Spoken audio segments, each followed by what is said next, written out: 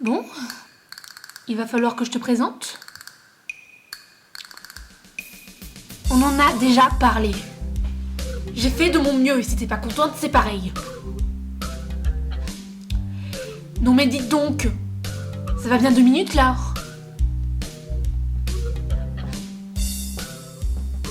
Tu sais, je peux toujours te rajouter une moustache, une robe rose à froufrou et plein d'autres merveilleux accessoires.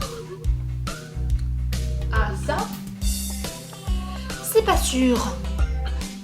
Alors je te conseille de te calmer un peu. J'ai une émission à présenter moi. Et je suis déjà bien gentille de te laisser squatter.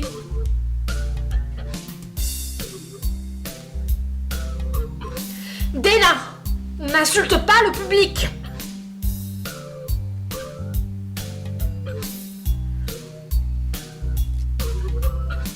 Bon, on va dire que ça passe.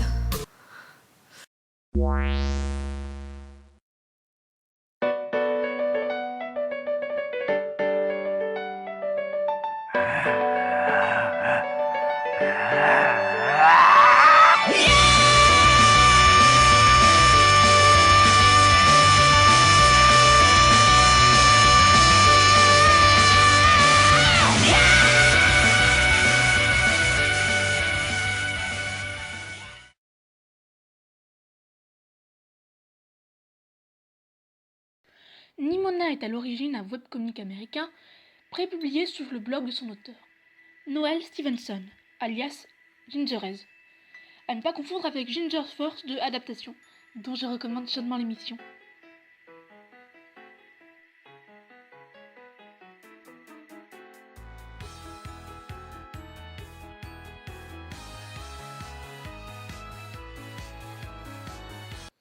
La BD est publiée en France aux éditions d'Arjo en 2015, sous la forme d'un album cartonné de 272 pages. En plus du scénario principal, on a droit à 2 histoires bonus, ainsi que quelques recherches graphiques. Et si ce n'est pas indispensable, ça n'en reste pas moins extrêmement agréable. Les 2 histoires sont spéciales Noël, elles sont très drôles et bien écrites. Enfin, moi j'ai trouvé. Après, pour ce qui est des recherches graphiques, eh bien, c'est très joli. Et c'est aussi très intéressant de voir l'évolution qu'ont eu les personnages avant de nous arriver sous leur forme finale. Franchement, et il y a une illustration qui résume parfaitement bien ce qu'est Nimona. Enfin, le personnage, pas la BD. Mais ça, on verra ça plus tard, parce qu'on va pas brûler les étapes quand même. Graphiquement, c'est un peu particulier, on va dire. Enfin, moi j'ai trouvé ça très joli. Il m'a peut-être fallu un petit temps d'adaptation, mais à la fin, je suis vraiment fan du trait.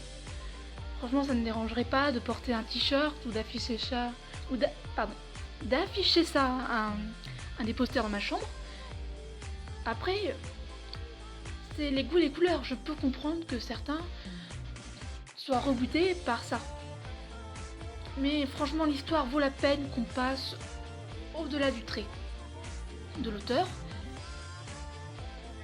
Mais bon, c'est une question de goût et couleur, mais vraiment, l'effort, le jeu en vaut vraiment la chandelle. On va dire j'ai entendu Dana. Pour ce qui est des couleurs, par contre, rien à dire. La coloration est très soignée et vraiment jolie. En plus, les tons sont assez doux, ce n'est pas flashy, ni pour autant palo. Et c'est vraiment bien dosé et justifié. Non, rien à dire là-dessus.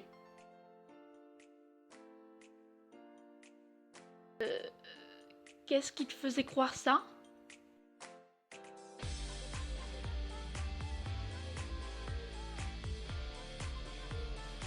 No comment. On voit aussi nettement le découpage des cases devenir de plus en plus dynamique et travaillé au fil de l'histoire. Ce qui est encore un détail fort appréciable. Bon, ça c'est pour le côté technique pur. Voyons maintenant ce que l'histoire a dans le ventre.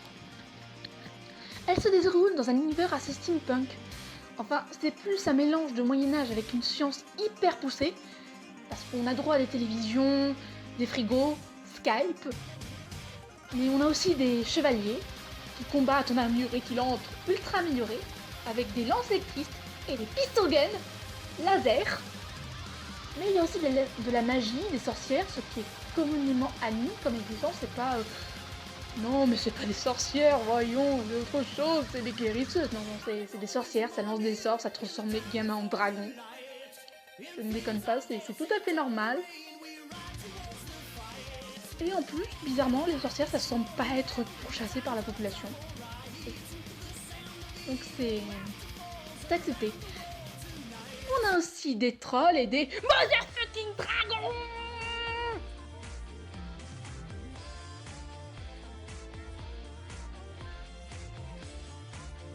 Et la cohabitation de tout cela n'est absolument pas choquante.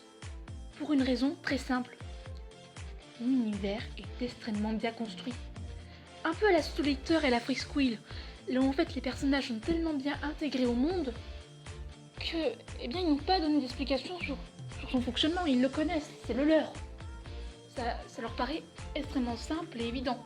C'est donc au lecteur d'à partir des choses qui lui sont présentées, de relier tout ça ensemble, de faire des déductions pour voir comment est-ce qu'il fonctionne. Et c'est plutôt le genre d'univers qui marche assez bien. Donc non, l'univers est très cohérent. Et c'est extrêmement agréable à lire.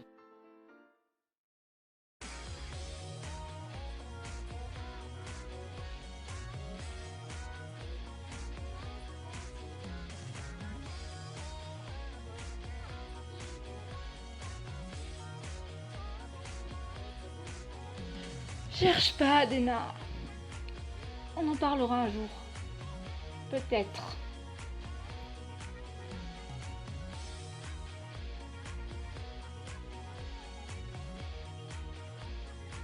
Sûr que, puisque tu es une référence à un excellent univers de fantaisie, ça doit pas être facile pour toi, ma pauvre chérie.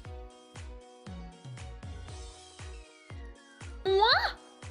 Tu me crois donc cruelle à ce point? Oh, j'en suis blessée et outrée.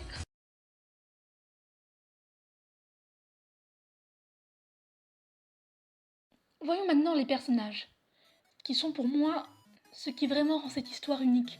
Ils sont extrêmement bien travaillés, autant les secondaires que les principaux. Malheureusement, je ne pourrai pas tous les traiter dans cette vidéo, pour des raisons qui me paraissent évidentes, comme le temps et parfois l'inégalité de traitement. Enfin, ce que je veux dire, c'est que je pourrais pas aussi tout dire en raison des spoils, etc. Donc on va surtout se concentrer sur le trio principal, qui est composé de Ambrosius Goldenloin, Ballister Blackhead et Nimona tout court. Ballister Blackhead, c'est le gros méchant pas beau du coin. On apprend vite qu'il n'est pas à ce poste par choix, mais plutôt par contrainte.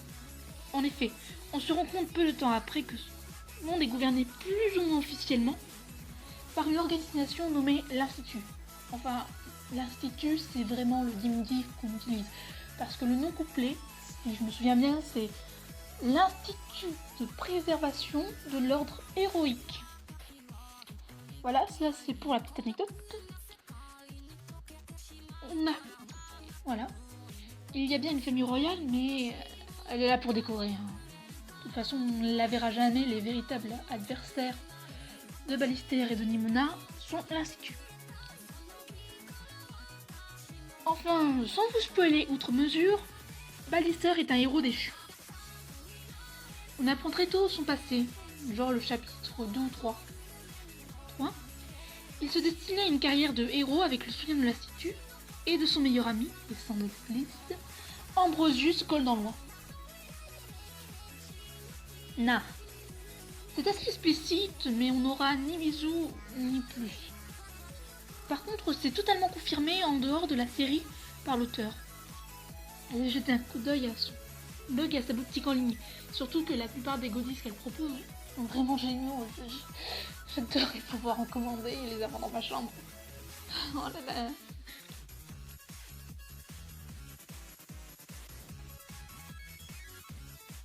Le fait est qu'il a les capacités et les valeurs morales pour ce poste. Bien plus qu'Ambrosius. Mais pas le physique. Pas le physique traditionnel, disons. Parce que il tient plus du Batman que du Superman. Et il a perdu son bras à cause de son meilleur ami, qui nie farouchement cela Donc Amé, il prend le poste de gros méchant des ténèbres ténébreuses, pas beau, qui veut plonger le monde dans le chaos pour se venger, moi. En faisant des plans qui veulent faire le moins de victimes possible, voire aucune victime, même dans les rangs de l'Institut. Ouais, ils ont lâché dans la nature un méchant avec plus de morale, de scrupules et de valeur que le mec qui est officiellement leur héros.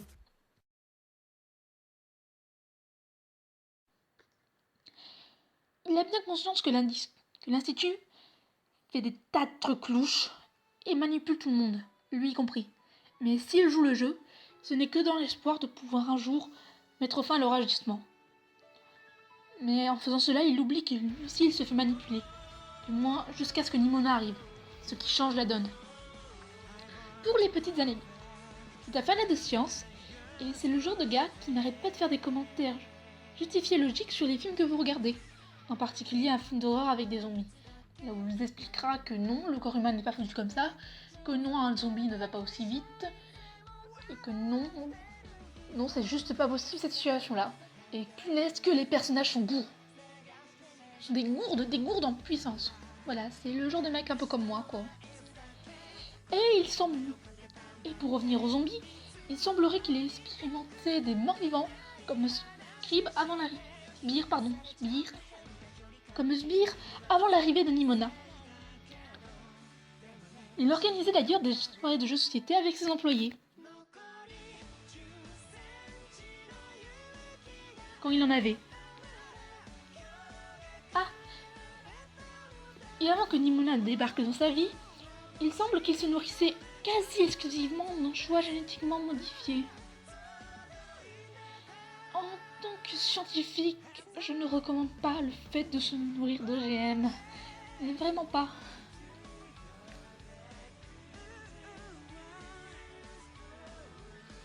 Oh, crois-moi, il y a assez de ça dans cette série. Et je n'en dirai pas plus, pour le moment. Ambrosius Goldenloin. C'est le héros en âme étincelante, le pourfendeur de dragons, le sauveur de la veuve et de l'orphelin, avec sa magnifique chevelure d'or, volant au vent et sa jolie gueule d'ange du coin. L'opposé de Ballister, quoi.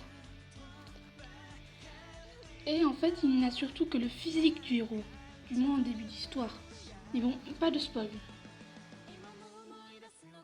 Ambrosius est à son poste grâce au soutien de l'Institut, et lui, contrairement à Ballister, a tous ses membres. C'est vachement simplifié comme résumé des événements entre Ambrosius et Ballister. Mais c'est pas faux. Enfin, bref.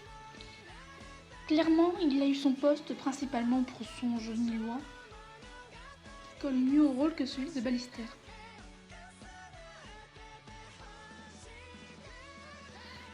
Ce qu'il faut savoir avec Ambrosius, c'est qu'il est à fond dans le délire. Pour lui, tous les événements ne sont qu'un jeu. Alors ça veut dire que soit il a du mal à appréhender la gravité de la situation et des blessures qu'il afflige à Ballister, qu'elles soient physiques ou morales, soit ça veut dire qu'il en a que trop conscience et qu'il essaye de ne pas y penser. Pour tenter de fuir la culpabilité, mais bon... J'aurais quand même plus tendance à pencher sur la seconde hypothèse, mais ça serait vous révéler toute l'intrigue, donc vous spoiler, de vous expliquer pourquoi.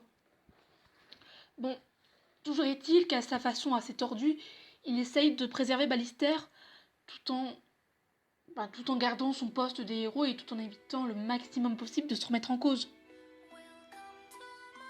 Voilà, donc, de toute façon, on peut voir la manière dont il y a des rôles qu'il joue là, de la manière dont ça s'enchaîne. Le fait qu'Ambrosius cherche à garder contact avec Ballister, qu'il cherche à garder un lien, malgré le fait qu'il ait un peu cassé leur relation, qu'il ait cassé le lien qu'il unissait. Je peux pas dire grand chose de plus sans spoil, donc voilà. Mais il faut juste savoir que c'est un personnage qui est extrêmement bien écrit, tout autant que Ballister ou Nimona.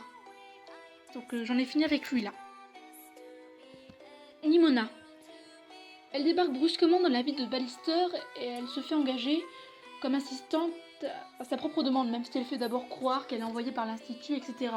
Au début, Ballister lui dit non, que c'est pas possible, on n'a pas besoin, jusqu'à ce qu'elle se transforme en requin et à ce moment-là, il l'engage. Donc, ce qui vous permet de déduire qu'elle est douée d'un pouvoir de métamorphe, qui lui permet de devenir n'importe quel être vivant, qu'il soit réel ou imaginaire. Même si les derniers lui donnent un peu plus de mal.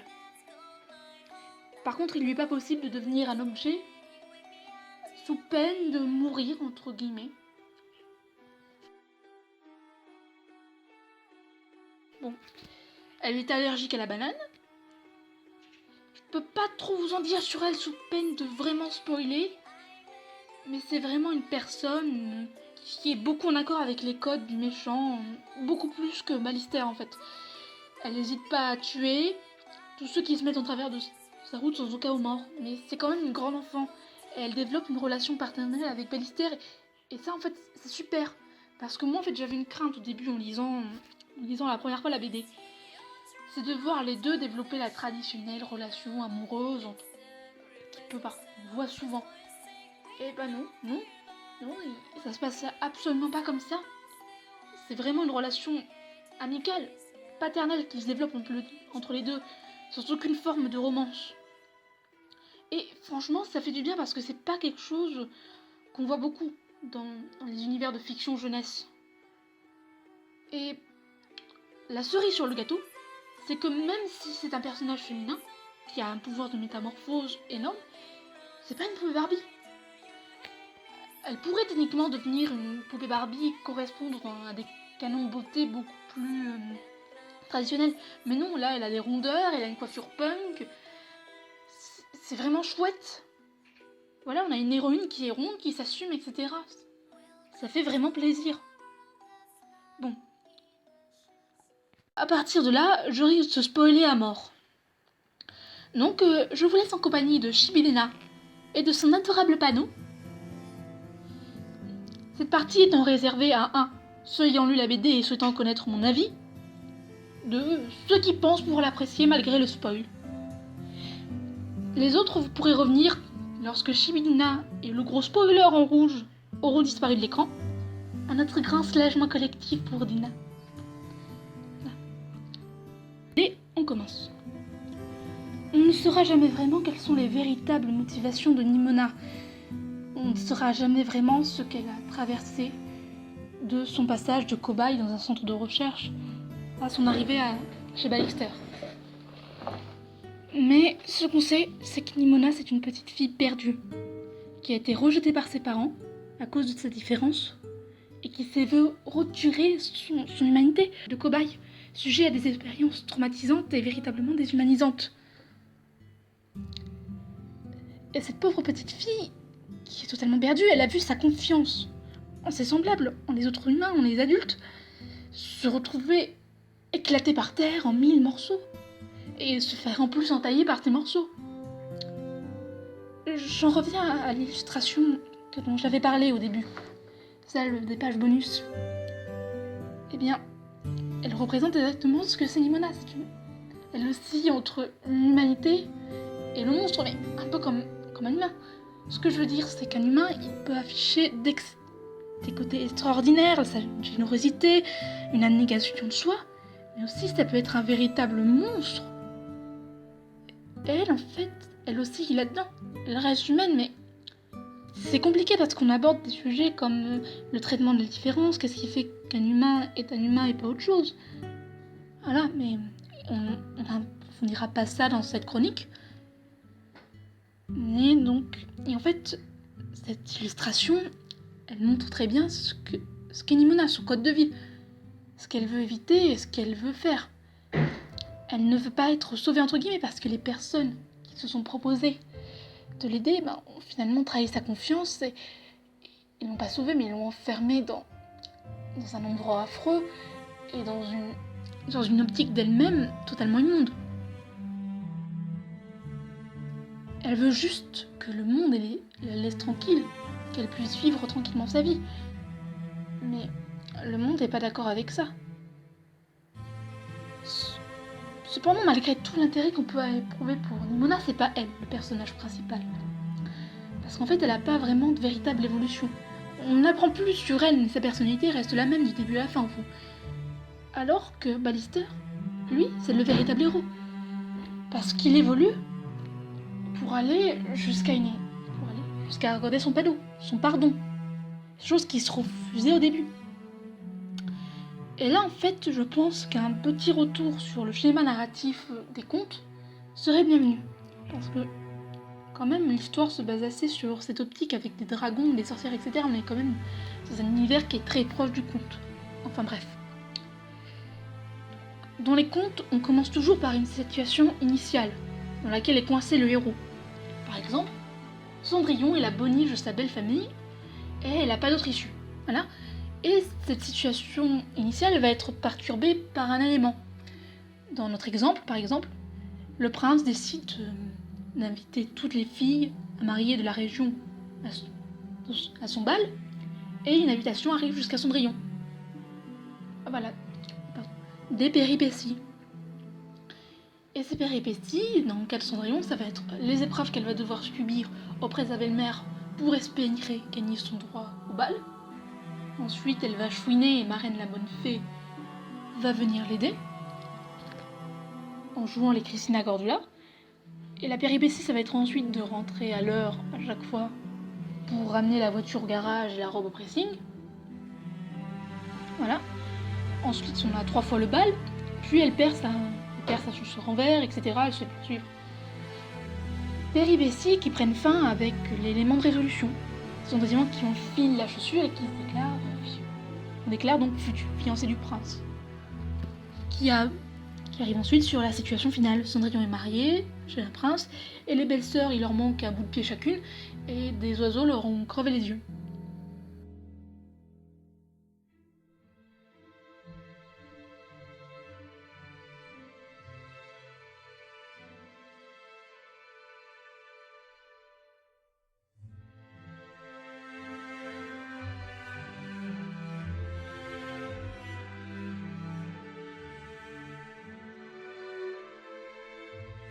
Carrément, j'adore. Enfin voilà, Nimona, c'est à la fois l'événement perturbateur et une péripétie de l'histoire de Ballister. C'est elle qui lui permet de quitter la situation initiale dans laquelle il est coincé depuis un sacré moment. Et c'est elle aussi qui lui permet, d'une certaine manière, de renouer avec l'humanité et de gagner son statut de héros. Même si, dans les faits, Ballister manipule tout autant la population du pays que l'Institut. Mais c'est quand même assez réaliste, on va dire, dans la manière dont c'est fait, et on évite comme ça le manichéisme. Donc oui, le véritable héros de l'histoire, c'est Ballister. C'est lui qui a les valeurs morales qu'il faut pour ça, et même, d'une certaine manière, l'innocence. Même s'il oscille dans sa représentation entre l'anti-héros et le héros classique. Voilà. Et Nimona, c'est sa véritable épreuve, c'est elle qui lui permet d'accorder le pardon. Il remporte cette épreuve haut la main. Parce que grâce à ça, en fait, il retrouve sa foi en l'humanité, il retrouve sa volonté de sauver le monde et d'accorder son pardon à Ambrosius, de retourner vers la société, vers le monde, et de prendre la place qu'il lui mérite, celui de héros, et de retrouver peut-être une certaine manière de quitter quand même le statut de héros à temps plein pour se tourner vers celui un peu plus qu'il voulait vraiment, ce qu'il aurait vraiment dû être, c'est-à-dire un scientifique.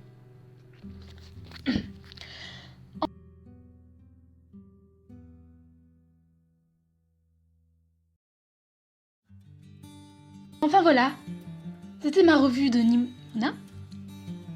Je suis vraiment très contente de l'avoir fini. Ça n'avait pas été facile et arriver avec du retard parce que j'avais des choses à faire entre temps. J'aurais aimé pouvoir faire un peu plus, mais ça aurait été trop long et en plus, vous aussi, que vous preniez plaisir à découvrir. J'aurais vraiment aimé parler un peu plus en profondeur des personnages secondaires, surtout féminins, parce que franchement, c'est une BD que je trouvais très progressiste, très bien faite, on ne voit pas ça souvent. Donc voilà. Si vous voulez discuter de la série dans les commentaires, de la BD dans les commentaires et me donner quelques conseils, c'est toujours bienvenu. Si vous avez aimé, laissez un petit like. Sinon, si vous voulez voir d'autres vidéos, abonnez-vous pour ne pas les rater. Et ben moi, je vous dis au revoir. C'était Tsuki Yoshino. et à bientôt.